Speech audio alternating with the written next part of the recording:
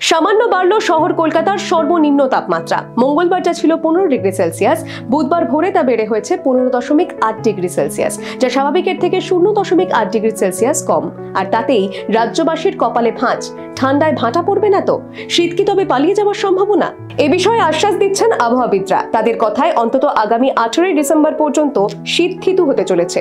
কোথাও পালানোর কোনো সম্ভাবনা নেই। উত্তরে হাওয়া প্রবেশের ক্ষেত্রেও কোনো বাধা নেই। ফলে শীতের রাস্তায় নেই কোনো স্পিড ব্রেকারও। আগামীকাল অর্থাৎ বৃহস্পতিবার তাপমাত্রা আরো খানিকটা কমতে পারে বলে জানা গিয়েছে। তবে দক্ষিণবঙ্গের অধিকাংশ জেলায় থাকবে কুয়াশার দাপট। বেলা গড়ানোর সঙ্গে সঙ্গে বাড়বে দৃশ্যমানতা। দক্ষিণবঙ্গের জেলাগুলিতে থাকবে শীতের আমেজ। তাপমাত্রার খুব বেশি পরিবর্তন হওয়ার সম্ভাবনা কম। উত্তরবঙ্গের জেলাগুলিতেও শীতের আমেজ স্পষ্ট। মঙ্গলবার দার্জিলিং এর সর্বনিম্ন তাপমাত্রা নেমেছিল 6.6 ডিগ্রি সেলসিয়াসে। এই সময় পাহাড়মুখী পর্যটকেরা শীতের কাঁপুনি উপভোগ করতে করতে কাঞ্চনজঙ্ঘার রূপে মুগ্ধ হতে পারছেন। এছাড়াও উত্তরবঙ্গের আকাশ আপাতত পরিষ্কারই থাকবে। Bureau report, the wall news.